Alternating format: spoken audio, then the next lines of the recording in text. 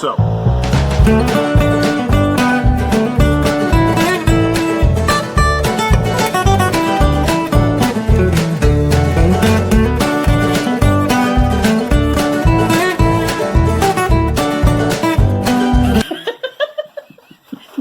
today we're going to smoke Seattle Pipe Club's Plum Pudding, a classic, a famous tobacco among pipe smokers.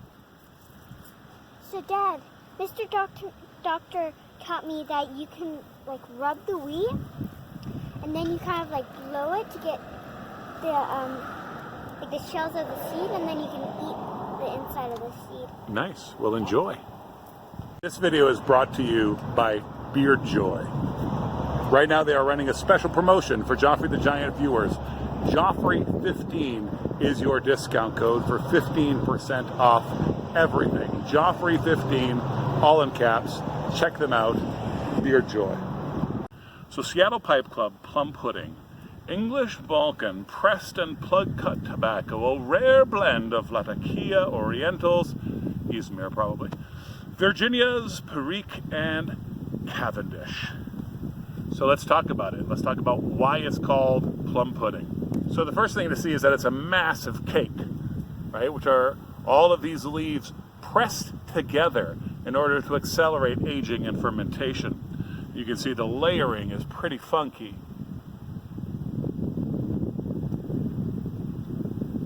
Now you can see I've already crumbled a good bit. This is one of those crumble cakes that's not super tight. You don't need a plug knife. You can rub it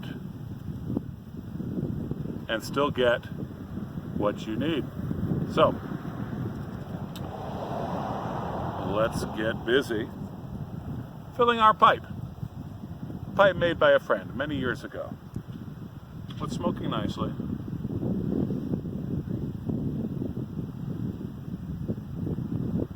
Now, I smoked plum pudding before.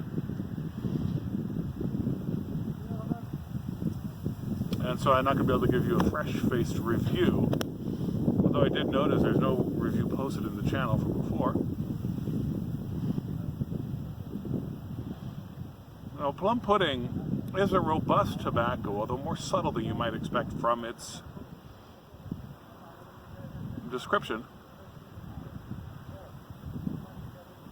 So I can tell you that initially it tastes lighter than what you would expect from its robustness, and certainly when you smell it.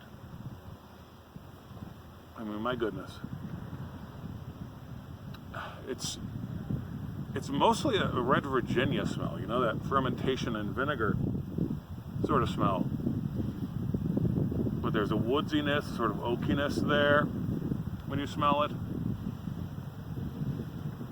And there's like a charcoal, some of the darker, more oriental notes.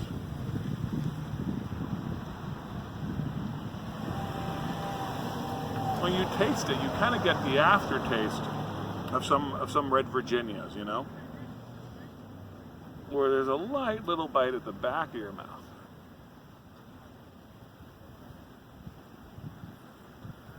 But initial puffs of this tobacco are not redolent.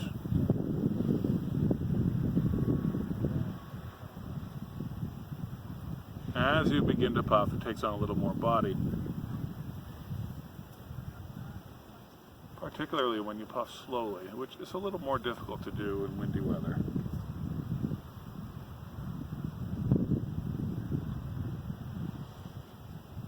So let's really get into it, and I'll be back shortly to report to you.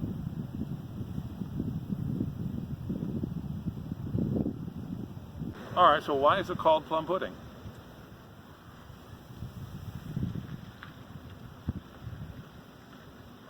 It's not sweet.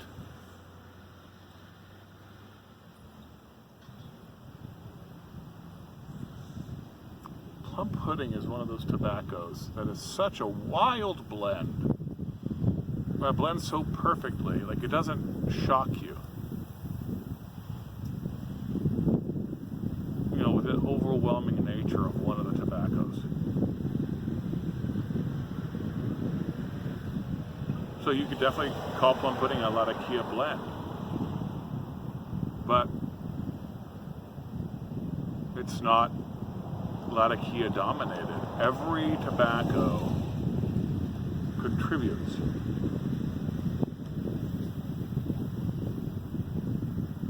So there's a certain dark spice.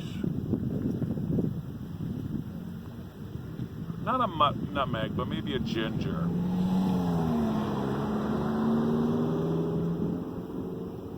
Yeah, maybe some nutmeg. That's present. There's a hint of sweetness, but not of a sugary sweetness, almost like a very dry molasses.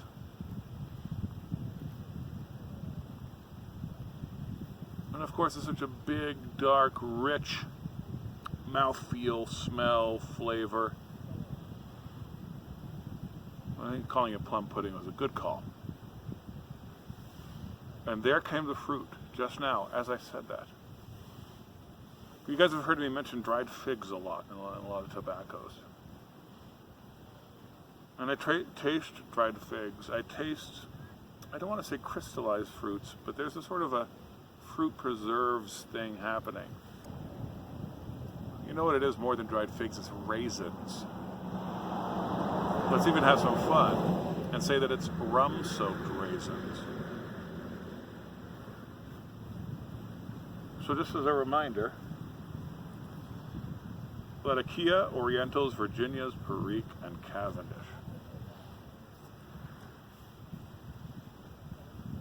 A wild list of ingredients. To have a blend be so fully under control, there's a reason this blend is so popular, and I highly recommend it. It is weighty without being cloying. It is complex without being overwhelming. It's subtle, but it has presence. It has body. The subtlety is not in a lighter body or in a lighter flavor profile. The subtlety is in that blending. The subtlety is in how the complexity works together. So I guess what I'm going to say is it opens with the Virginias coming out a little more, a lighter profile, even now. Well, there's some back of the palate stuff happening, back of the mouth stuff happening. Certainly it's at the tip of my tongue and the front of my mouth that most of the action is. As far as in the sweet afterglow, you know? Those Virginias are very present. And there's a slightly fermented flavor. And I think that's maybe where we can lean on the raisin, and the raisin helps us transition. Because then in the middle and late phases, what you're getting is a richer, deeper fermentation, a richer, deeper flavor profile. You're getting that raisin to rum-soaked raisin, you're getting that fig, you're getting that, well, that cakiness, that plum puddingness. I think you could even say plums or prunes, and it'd be fair. But none of it's sweet.